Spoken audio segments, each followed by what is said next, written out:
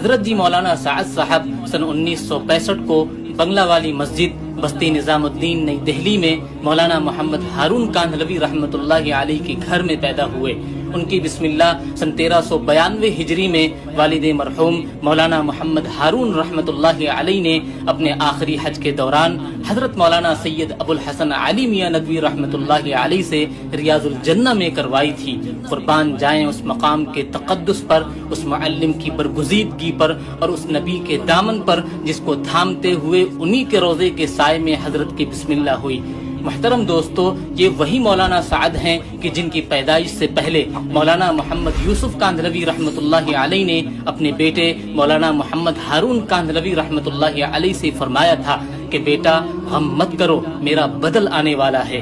مولانا عبید اللہ بلیاوی رحمۃ اللہ علیہ نے مولانا سعد صاحب کے بچپن کے بارے میں فرمایا تھا کہ اگر کسی کو صحابہ کا بچہ دیکھنا ہے تو سعد کو دیکھ لو۔ مولانا اظہار الحسن صاحب کاندھلوی رحمۃ اللہ علیہ نے حضرت جی مولانا سعد صاحب کے بچپن میں فرمایا تھا کہ تبلیغ کا مجدد پیدا ہو گیا۔ اللہ اکبر! یقیناً حضرت جی کے بارے میں بچپن میں کہی گئی باتیں آج بالکل صحیح ثابت ہوئیں۔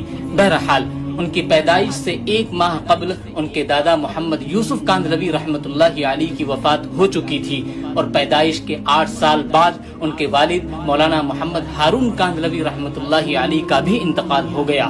چنانچہ ان کی پرورش و تربیت والدہ نے اور نگرانی و سرپرستی ان کے نانا محمد اظہار الحسن کاندھلوی، مولانا محمد زکریا کاندھلوی اور تبلیغی جماعت کے اس وقت کے امیر حضرت مولانا محمد انعام الحسن کاندھلوی نے کی۔ محترم دوستو، مولانا اظہار الحسن کاندھلوی سے مولانا سعد صاحب کا اصلاحی تعلق تھا۔ عالمی شہرت یافتہ مدرسہ کاشف العلوم دہلی میں اعلیٰ دینی تعلیم حاصل کرتے ہوئے سن 1987 یا سن 1985 میں مولانا سعد کی فراغت ہوئی۔ حضرت کو اپنے زمانے کے علم و ہدایت کے کئی آفتاب و ماہتاب سے علم دین حاصل کرنے کا موقع بھی ملا۔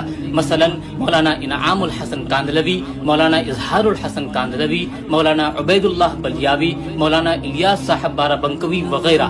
ایک لمبی مدت سے مولانا سعد صاحب مدرسہ کاشف العلوم میں سنن ابی داود کا درس دیتے رہے ہیں۔